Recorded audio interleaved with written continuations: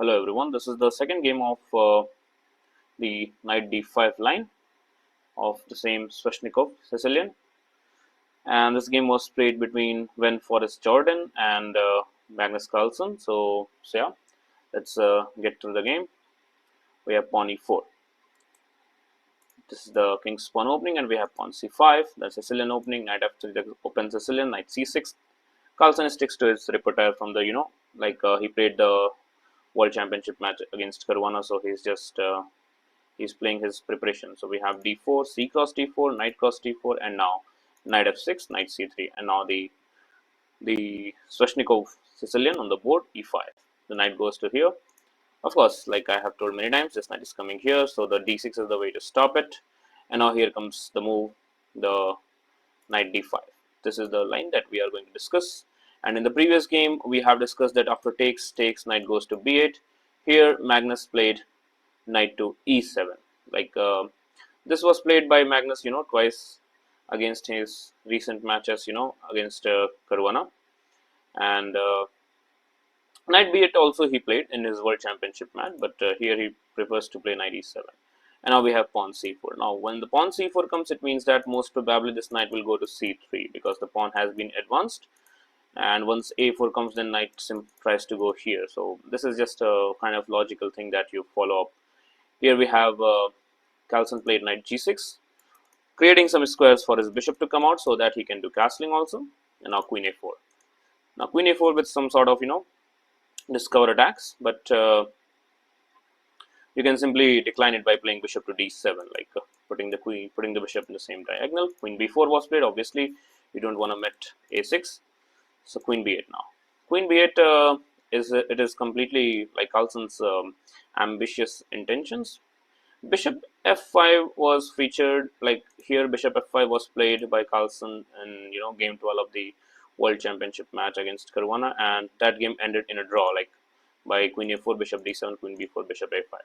So here Carlsen plays queen b8 to further provides the support to the d6 pawn, and here now we have h4 and now h5.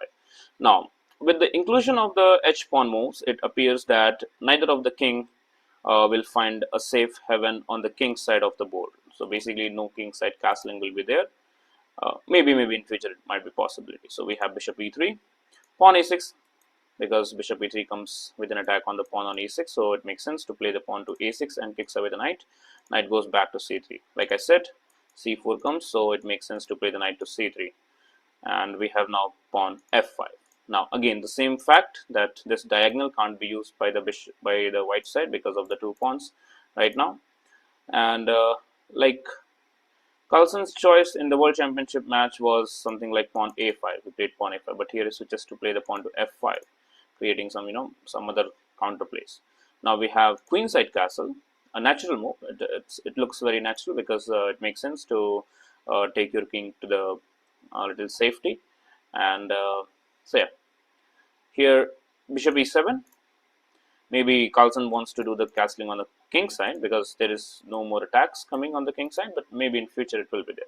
Now we have g3, and okay, this pawn is not well supported. Doing the castling here, bishop comes to here, and now how will you protect this pawn? And that's what happened in the game. Like it's an interesting pawn sacrifice. Here bishop e2 was played, and now the h5 pawn is indefensible. Like how will you protect it? There is no way. We have, like, Carlsen finds a very good move, pawn to e4. And now here like you should have, like as white, you should have gone for this pawn, just taking the pawn, and this will result in something like bishop cross h5, maybe knight e5, bishop e2 goes back, and now we have b5, c cross b5, a cross b5. Like for that pawn, there is a compensation for black. The compensation is that he has the pieces on the queen side, and this king is wide open. So basically, this is the only compensation that black is having in this position. So maybe this is what Jorden thought, and he doesn't want to take the pawn. But taking it's fine. Like it's not that great attacking. But playing the move that he played here, instead of playing the bishop to like bishop cross h5, he played bishop to d4. Now this is a step in the wrong direction. You will see why. We have bishop cross f6, offering a dark square bishop exchange, so that once the bishop got exchanged, rook will come here and the rook will be guarding the d6 pawn so that your queen can move freely. So we have bishop cross f5, f6, rook cross f6, and now queen b6 was played. So to stop any further, pawn advanced. This is kind of this plan is understandable because this move is preventing black from opening, kind of opening the queen side, and here and in the chess, queens are known to be the poor blockaders. Like you don't want to use your queen for blocking something, because queen is the piece that you want to use for attack, and if you're using the queen for blocking something, that means your queens you're playing very defensive here. So here Carlsen played knight e5, bringing the knight to the game and centralizing. Very nice outpost for the knight, and maybe this knight is looking at some important squares also. We have king b1, a very prophylactic move when you are doing the queen side castle. We have bishop e8, bishop b8 with the purpose of playing the bishop to this square and maybe planning something like this. It's kind of a rerouting of the bishop and intends to kick the white queen. How to kick the white queen? Maybe clearing up the square for the knight to go here. Now rook d2, trying to double up the rooks on this file, and knight d7. Obviously that makes sense. That's the reason why you played bishop e8. So now queen is attacked, so queen goes to d4, and now we have queen c7. Now maybe planning something like this.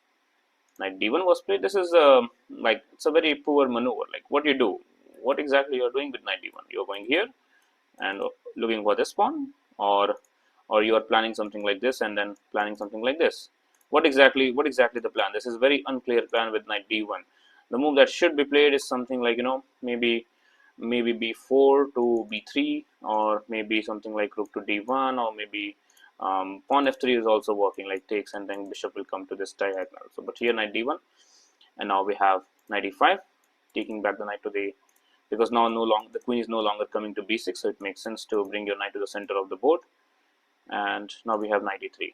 Look at that, knight comes to d1, and now what exactly this knight is doing? Okay, for the moment you are looking at the f5 pawn, but what else? What is the future of this knight? It's pretty unclear. So after knight e3, Carlsen played a very strong move, like a very simple and a strong move, that is f4.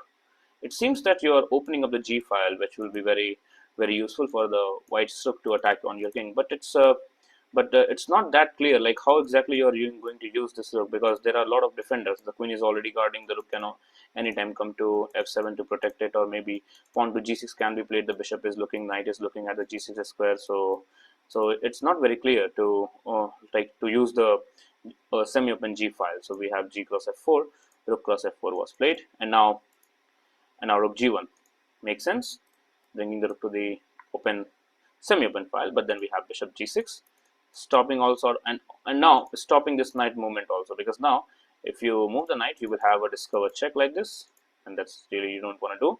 So king a1, like removing the king out of the hunt, so that the knight can be used. And now we have rook a f8, bringing the rook to the f file, and now pressurizing on f2 also.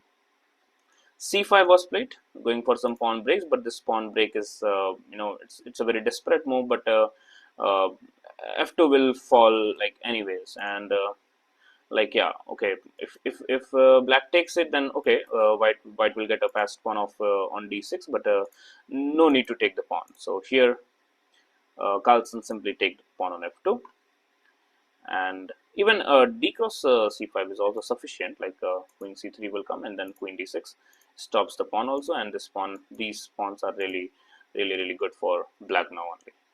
So after c5, rook cross f2 was played, just going with the rook, queen c3, now with the intention of putting the pawn forward, or maybe planning something like this or this, knight b6, and c6. Instead of playing this, c6 would have been a final attempt at creating some confusion here. Like this would be, if takes, maybe this takes, and if knight takes, then queen takes d6, and this end game would have been played, and Again, it's very uncertain because black is already having a passed pawn of his own on e pawn.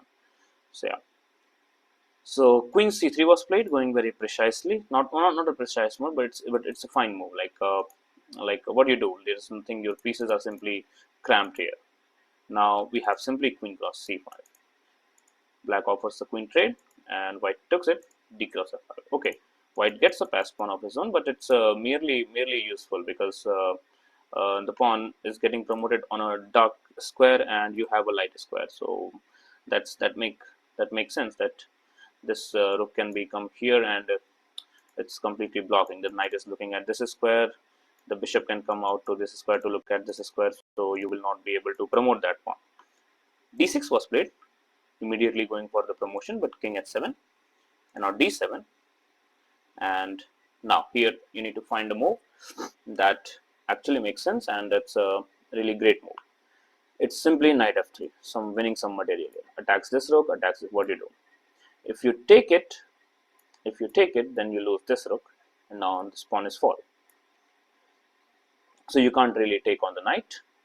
Rook d1 was played, but then knight cross d2, rook cross d2, and now the move that you have to find is very easy to find, rook d8. And now that's it. Black is completely out of play. White is completely out of play. Like what do you do? He tried b3, but then it is of no use. Whatever you do, like here, this bishop is going to come here, or here, and here also.